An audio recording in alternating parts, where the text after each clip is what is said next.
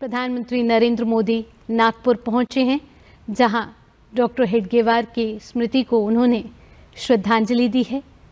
और हमारे साथ इस समय हमारे संवाददाता अश्विनी मिश्र भी फोन लाइन पर हमारे साथ मौजूद हैं। अश्विनी, बेहद ही ऐतिहासिक दिन है, ये बेहद ही महत्वपूर्ण दिन है। और आज का दिन बेहद महत्वपूर्ण इसलिए भी है क्योंकि चैत्र नवरात्र का पहला दिन है और महाराष्ट्र में गुड़ी पड़वा को तो बेहद ही उत्साह के साथ मनाया जाता है।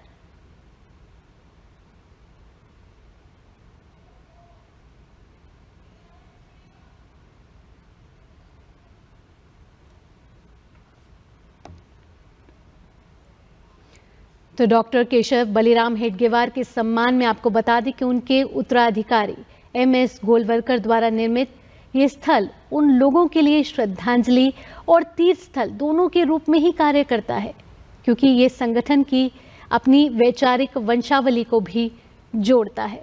प्रधानमंत्री नरेंद्र मोदी की ये तस्वीरें, जहां आप देख सकते हैं कि RSS के प्रमुख मोहन भागवत, साथ ही साथ महाराष्ट्र के मुख्यमंत्री देवेंद्र फडणवीस, केंद्रीय मंत्री नितिन गडकरी सभी मौजूद हैं। और अश्विनी मिश्र एक बार फिर हमारे साथ जुड़ गए हैं। अश्विनी, आज का दिन बेहद ही ऐतिहासिक होने के साथ साथ पावन दिन भी है, क्योंकि चैत्र नवरात्र की शुरुआत आज से हो रही है और महाराष्ट्र में तो गुड़ी पड़वा को बेहद ही उत्साह के साथ, उल्लास के साथ मनाया जाता है। ऐसे में प्रधानमंत्री नरेंद्र मोदी का स्मृति मंदिर का दौरा कितना महत्वपूर्ण?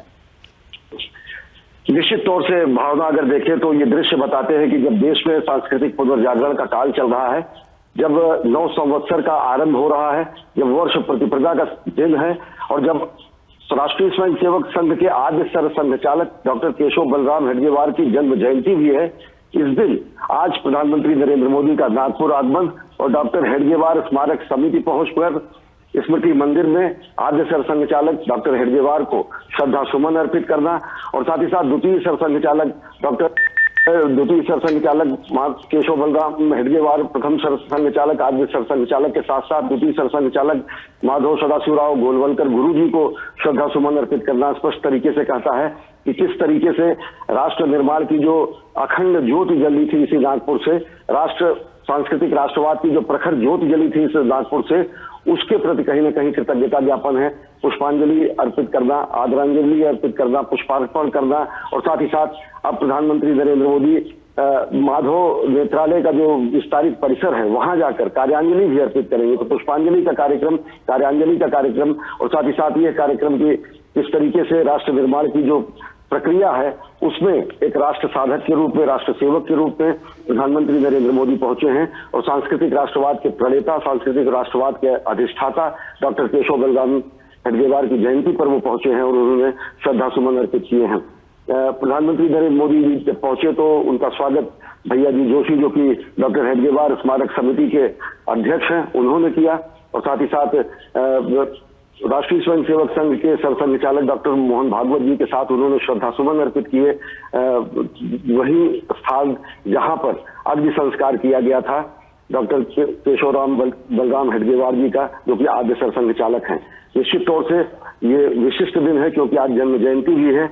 और इस स्मृति मंदिर की अगर बात करें तो स्मृति मंदिर का निर्माण 1962 में हुआ था और यहीं पर अग्नि संस्कार द्वितीय सरसंघचालक गुरु जी का भी हुआ था, सदाशिवराव माधव गोलवलकर जी का हुआ था।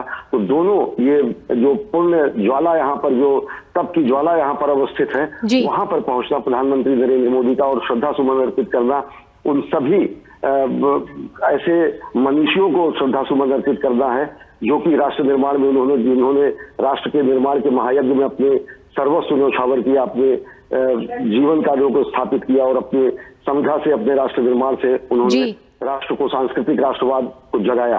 तो निश्चित तौर से बेहद महत्वपूर्ण दिन, नव संवत्सर के दिन, गुड़ी पड़वा के दिन, वर्ष प्रतिप्रजा के दिन और डॉक्टर हेडगेवार के जन्मदिन के दिन। बिल्कुल। साथ ही अश्विनी, अगर डॉक्टर हेडगेवार की बात करें तो उनकी कई प्रेरणादायक बातें हैं, वो आज भी प्रासंगिक है। वो कहते थे कि राष्ट्र सेवा सर्वोपरि है। वो कहते थे कि संघ का कार्य व्यक्तियों को जोड़ने का है, तोड़ने का नहीं है। तो राष्ट्र को सबसे प्रथम प्राथमिकता डॉक्टर हेडगेवार देते थे। ऐसे में प्रधानमंत्री नरेंद्र मोदी का ये दौरा राष्ट्र चेतना को कितना जागृत करेगा, राष्ट्र को कितना बड़ा संदेश देगा?